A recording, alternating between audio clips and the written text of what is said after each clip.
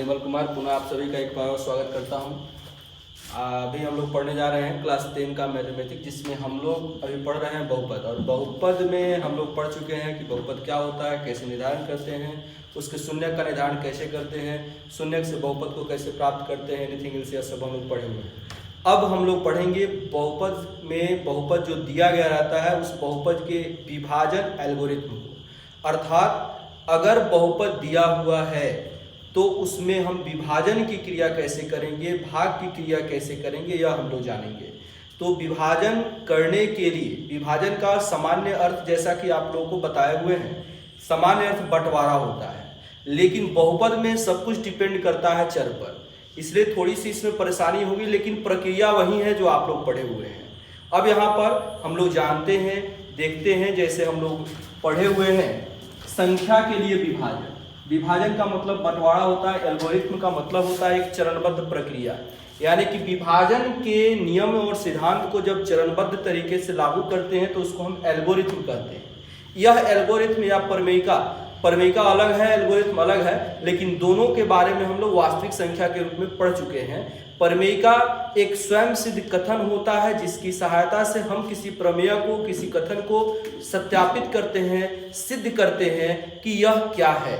और एल्गोरिथम एक चरणबद्ध प्रक्रिया है जिसके द्वारा हम किसी रिजल्ट को प्राप्त करते हैं। जैसे विभाजन एल्गोरिथम की सहायता से हम लोग मौसा की गणना किए हुए हैं दिए गए संख्याओं के लिए वास्तविक संख्या के अंतर्गत।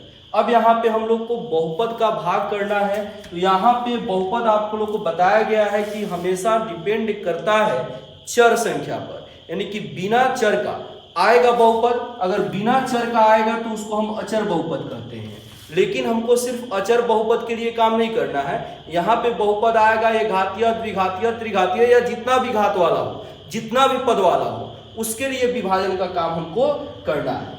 और आप विभाजन में जानते हैं कि अगर दो पद दिए गए हैं जिसमें विभाजन का क्रिया करना है तो हमेशा हम एक छोटी संख्या से बड़ी संख्या में भाग देते हैं, यानी कि जो छोटा मान होता है वह भाजक का काम करता है और जो बड़ा मान होता है वह हमेशा भाज्य का काम करता है।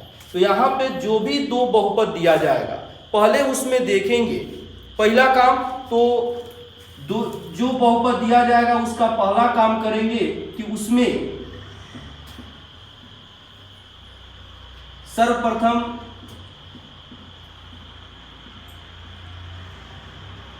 उसको व्यापक रूप में व्यवस्थित करते हैं।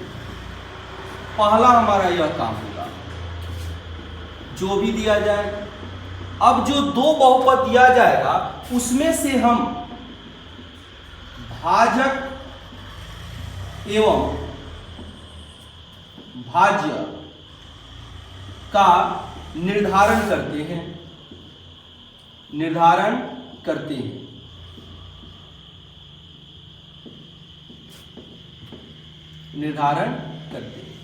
अब देखिए, मान लेते हैं कि आपको दो बहुपद दिया गया, एक px दिया गया और एक gx दिया गया।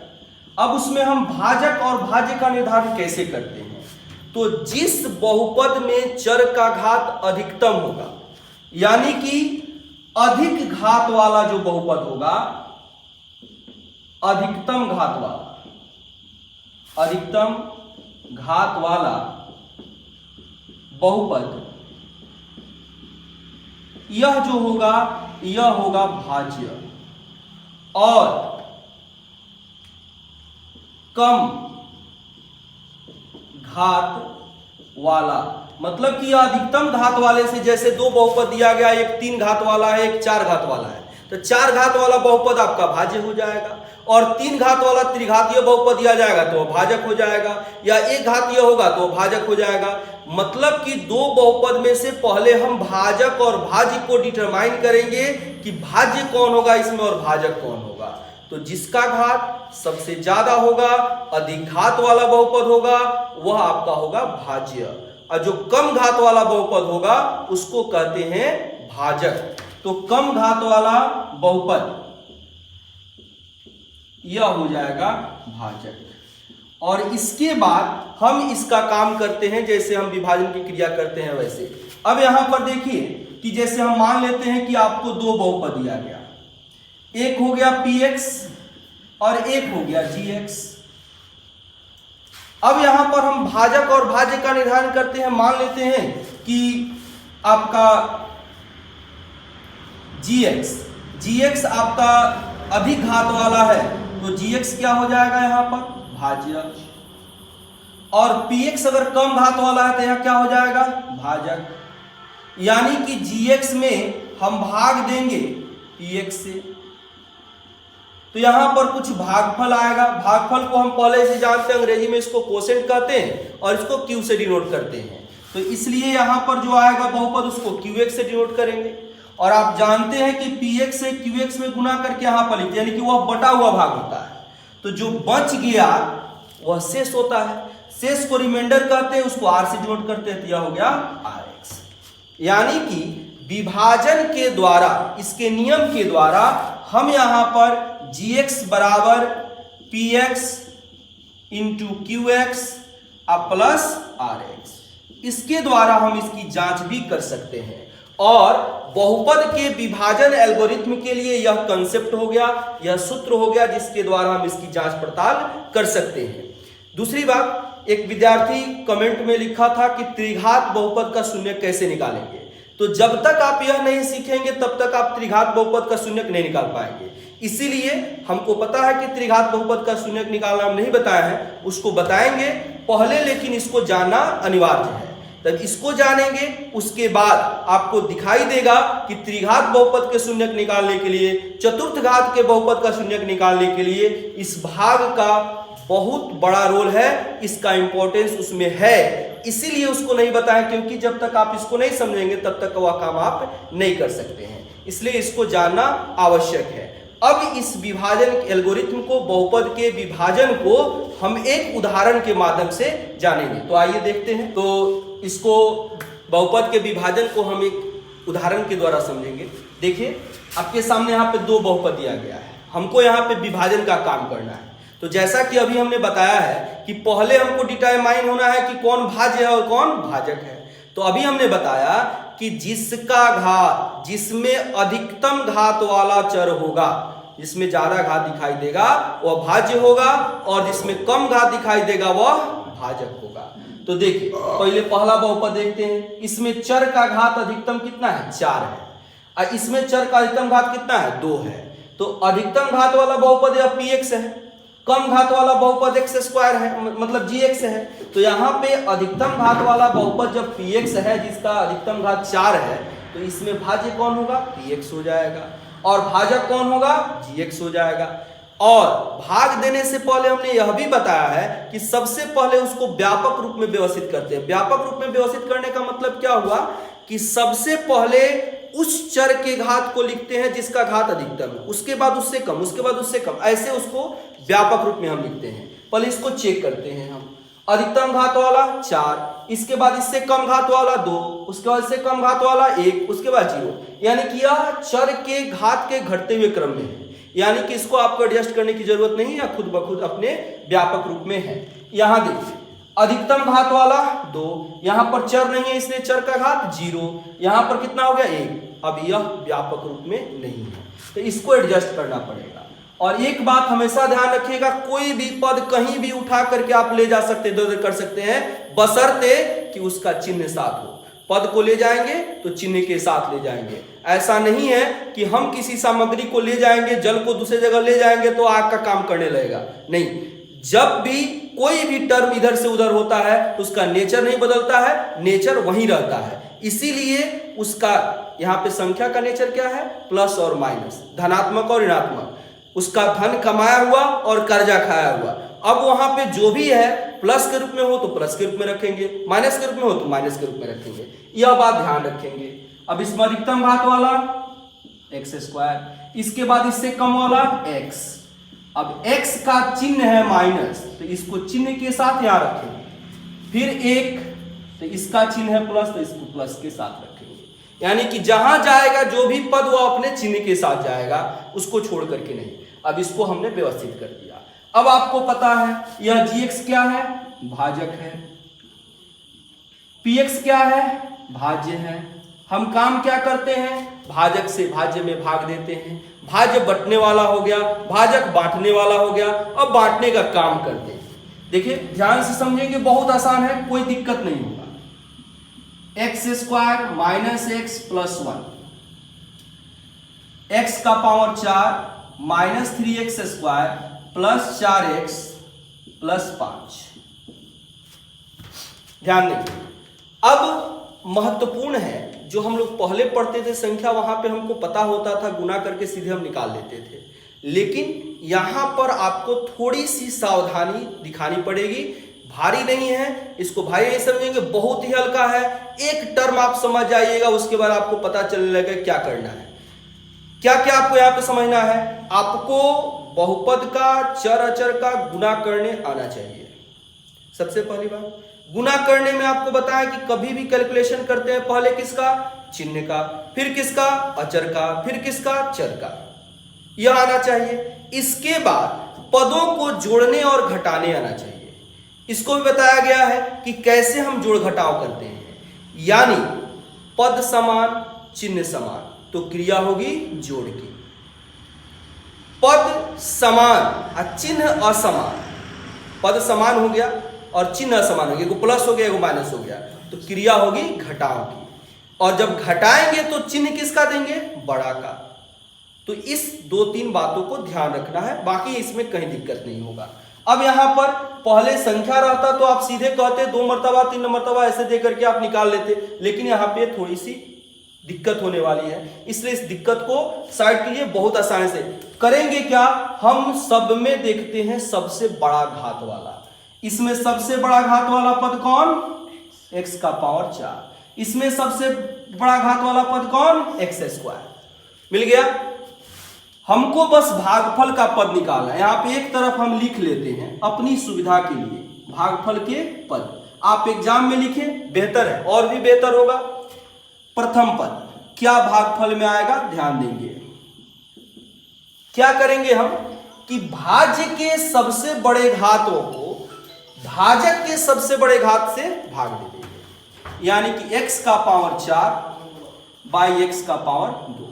देखिए x का पावर 4 का मतलब क्या होगा कि x 4 बार गुना है, x के पावर 2 का मतलब होगा कि x 2 बार गुना है। अब 2 x से 2 x कट जाएगा तो क्या बचेगा, x स्क्वायर। अब यह आपका प्रथम भागफल का पद हो गया x स्क्वायर।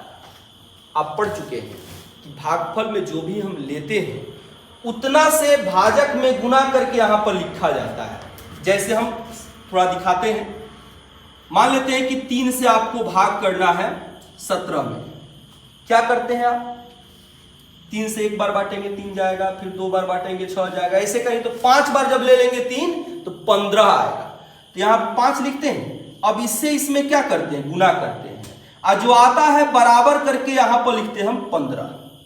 फिर यहां पर क्या काम करते हैं, घटाव का। सेम यही काम करना है, इस x स्क्वायर से क्या करेंगे, इसमें गुना कर देंगे। अब यहां पे तो 3 पद है ना, तीनों के साथ गुना होगा बारी बारी से, ध्यान रहे। अब पहले बताया कि पहले चिन्ह का गुना, फिर अचर का गुना, फिर चर का गुना।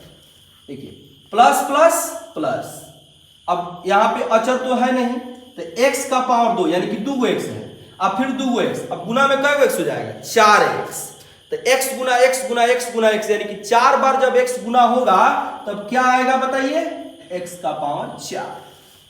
क्लियर, पहले पद का गुना कर दिया। दूसरे पद में देखिए, इसका चिन्ह आगे कुछ नहीं है तो प्लस, फिर इसका चिन्ह माइनस, प्लस माइनस माइनस, यहां पर एक x है, यहां पर x का पावर 2 है, 2x है, जब गुना करेंगे तो 3x हो जाएगा, यानी कि x गुना x गुना x। जब x 3 बार गुना होगा तब क्या लिखेंगे, x का पावर 3। फिर देखिए अगला पद, यहां प्लस है, यहां प्लस है तो प्लस प्लस प्लस, फिर x से x स्क्वायर में गुना करेंगे तो यहां पे चर है ये नहीं है, x से गुना करेंगे तो यह x स्क्वायर है। यह आपका गुना हुआ। हमने पहले ही बताया है कि आपको गुना करने आना चाहिए और जोड़ने घटाने आना चाहिए, दूसरा कोई यहां पे यूज नहीं है, बस इसको ध्यान में रखिएगा, आपको कहीं भी कोई दिक्कत नहीं होगा। अब देखिए करते क्या है, अब क्या करेंगे, घटा देंगे। घटाएंगे तो यहां पर चिन्ह बदल जाता है, ये प्लस है तो माइनस, माइनस है तो प्लस, प्लस है तो। अब किसी के विद्यार्थी के दिमाग में यह होगा कि हम घटाएंगे तो चिन्ह काहे बदल देंगे, तो इसको भी थोड़ा समझ जाइए। देखिए इसको अलग करके हम बताते हैं। जैसे मान लेते हैं कि x + 2 है, कहा जाता है कि इसमें से घटा दीजिए 5 - x। अब हम कहते हैं कि इसका चिन्ह बदल दीजिए, प्लस है तो माइनस, माइनस है तो प्लस, फिर यह हुआ कैसे। तो इसका व्यापक रूप है, मूल कंसेप्ट है, ओरिजिनल कंसेप्ट है, वह क्या है देखिए, x + 2 में से किसको घटाना है, घटाओ, माइनस 5 - x। कोष्टक के बाहर चिन्ह है, कुछ भी रहता है, हम आपको बताया है, कोष्टक के बाहर कुछ भी दिया हो, चिन्ह दिया हो, अचर दिया हो, चर दिया हो, वह सब गुना में होता है। माइनस है, कोई डिजिट नहीं है, कोई चर नहीं है, यह गुना हो जाएगा। यह तो आगे प्लस है तो x + 2 हो गया, प्लस प्लस प्लस, फिर प्लस प्लस प्लस, कोई नहीं होगा। माइनस है, अब देखिए 5 के आगे कोई चिन्ह है तो प्लस है, तो माइनस अब प्लस क्या हो गया, माइनस, कितना आ जाएगा 5, फिर माइनस माइनस क्या हो गया प्लस, कितना आ जाएगा x। देखिए आप 5 का चिन्ह पहले क्या था, प्लस था, अब चिन्ह क्या हो गया है, माइनस हो गया है। x का चिन्ह पहले क्या था, माइनस था, अब क्या हो गया है, प्लस हो गया है। तो यह बेसिक कंसेप्ट होता है, हमेशा घटाने पर उसका चिन्ह हम बदल देते हैं, जो इसी प्रक्रिया के अंतर्गत आता है। जब आप इसमें से इसको घटाइएगा तो इस सब के आगे माइनस लग जाएगा, और जब माइनस लग जाएगा तो minus plus minus, minus minus plus, और माइनस प्लस माइनस, इसी कारण से उसका चिन्ह हम बदल देंगे। अब देखिए हमने जोड़ घटाव के लिए एक कंसेप्ट बताया कि पहले देखते हैं कि पद समान, यानी कि पद समान हो, चिन्ह समान हो, तो क्रिया हमेशा जोड़ की। अब पद समान खोजिए, x का पावर 4, एगो यहां पर है x का पावर 4, समान पद मिल गया। अब चिन्ह देखिए, इसका चिन्ह प्लस, इसका चिन्ह माइनस। हमने बताया कि पद समान और चिन्ह असमान तो क्रिया घटाओ का, घटाएंगे बड़ा में से छोटा को, यहां पर बराबर है, यूं एगो x का पावर 4 है, यूं एगो x का पावर 4 है, तो एगो x 4 में से एगो x का 4 घट जाएगा तो गायब हो जाएगा, यानी कि मामला समाप्त, यह खत्म हो गया। आगे बढ़ते हैं, यहां देखिए x का पावर 2 है, अभी x का पावर 4 है, तो हमने बताया कि घटते क्रम में काम करते हैं। तो पूरे में देखिए, अब x के पावर 4 से सबसे छोटा कौन हो, माने x के पावर 4 यानी कि 4 के बाद उससे छोटा कौन होगा, x का पावर 3 होगा। इसमें कहीं पर भी नहीं है x का पावर 3, अकेला है, अकेला है तो इसके साथ कोई जोड़ने वाला घटाने वाला तो मिला नहीं, तो जो है सो लिख लेंगे, यानी कि x का पावर 3। इसका चिन्ह क्या है, प्लस, तो प्लस रहेगा। इसके बाद घात 3 है, उसके बाद कौन आएगा, घात 2 आएगा। अब 2 वाला देखिए, एक यहां पे है 2 वाला और एक यहां पर है, दूसरा कहीं नहीं है। समान पद हमने ढूंढ लिया, अब चिन्ह देखिए, इसका चिन्ह माइनस, इसका चिन्ह माइनस, देखिए x² यह भी x², पद समान हो गया। इसका चिन्ह माइनस, इसका भी चिन्ह माइनस, चिन्ह समान हो गया, पद समान, चिन्ह समान, तो क्रिया जोड़ का, यानी कि 3 गो x², एगो x², कै गो हो गया, 4 गो x² हो गया। और जिस चिन्ह वाले को जोड़ते हैं, यानी कि तो माइनस है तो कर्जा वाला है, तो कर्जा खा रहे हैं खाली, तो कर्जे ना आएगा, तो यहाँ पे 3 गो x² और एगो x², 4 गो x², कौन सी में, कर्जा में, यानी कि माइनस हो गया। अब देखिए, अब x का पावर 2 हो गया, तो उससे कम x का पावर 1 आता है, तब वह देखिए यह है, देखिए अकेला है, दूसरा कहीं कोई नहीं है, तो बस इसको लिख लीजिए, क्या है, +4x, उसके बाद उससे कम वाला +5। हम इतना तैयार कर लिए। देखिए भाग का एक स्टेप, विभाजन का एक स्टेप बहुपद का हमने पार कर लिया। जो काम यहां पर हमने करना सीखा है, सारे पद में हम वही काम करेंगे। अब देखिए फिर से, अब भागफल का हम क्या करेंगे बताइए, दूसरा पद निर्धारित करेंगे, दूसरा पद क्या होगा, कैसे होगा, उसके लिए हमने क्या बताया है, अधिकतम घात वाले को देखेंगे। इसमें सबसे ज्यादा घात वाला कौन, x का पावर 3। भाजक में सबसे ज्यादा घात वाला कौन, x²।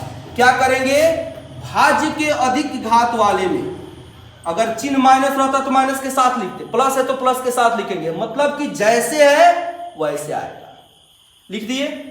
और भाजक का सबसे अधिक घात वाला x का पावर 2। x का पावर 3 यानी कि ऊपर x 3 बार गुना है, x का पावर यानी कि नीचे x 2 बार गुना है। 2 x से 2 x कट जाएगा तो 1 x बच जाएगा। यहां पर आ गया प्लस x, फिर वही काम, फिर अब x से इसमें गुना कर देंगे। क्या होगा बोलिए?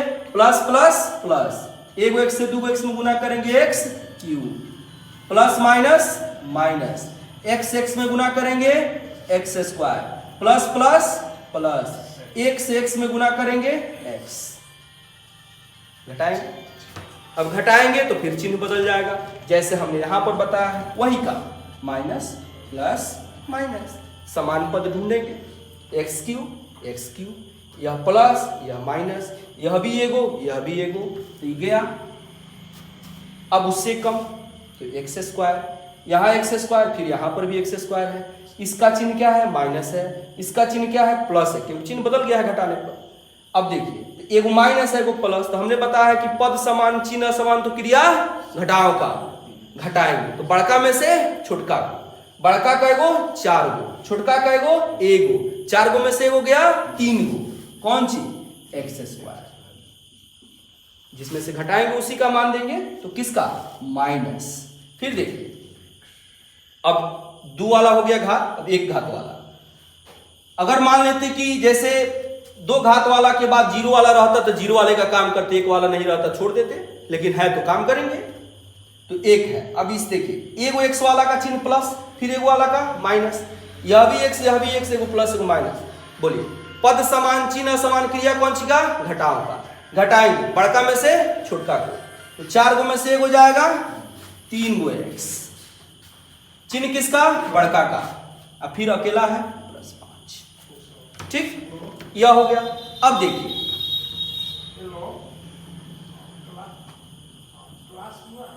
तीसरा पद,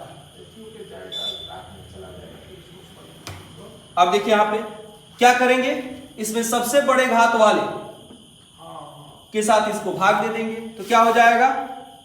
-3x स्क्वायर अब बाई एक्स स्क्वायर। अब देखिए, एक्स स्क्वायर से एक्स स्क्वायर कैंसिल हो जाएगा, तो -3 आएगा, तो -3 हो गया। अब -3 से गुना करेंगे, प्लस माइनस माइनस, 3 से एक्स स्क्वायर में गुना करेंगे 3x square, minus minus plus, 3 से x में गुना करेंगे 3x, माइनस प्लस माइनस, 3 से 1 में गुना करेंगे 3, घटा देंगे, प्लस माइनस प्लस, यह 3x स्क्वायर यह 3x स्क्वायर, एक माइनस एक प्लस क्या हो जाएगा? कैंसिल हो गया। यह 3x एक प्लस एक माइनस कैंसिल हो जाएगा। यहाँ देखिए, यह अचर पद दोनों प्लस है तो जुड़ जाएगा 5 3 8, बस। यह आपका भागफल हुआ, यह आपका शेषफल हुआ, यह आपका भाजक है, यह आपका भागफल है। आप चाहें तो इसको जांच भी कर सकते हैं। कैसे जांच करते हैं? भाजक गुना भागफल जोड़ शेषफल, अगर इसके बराबर आ गया तो आपका क्रिया सही है। आज हमने सीखा कि बहुपद का विभाजन कैसे करते हैं, बहुपद में भाजक और भाज्य का निर्धारण कैसे करते हैं। अगले क्लास में हम लोग सीख चुके हैं। अब हम लोग अगले क्लास में त्रिघात बहुपद का शून्यक निकालना सीखेंगे। तो अगले क्लास में जरूर देखिए शून्यक निकालना।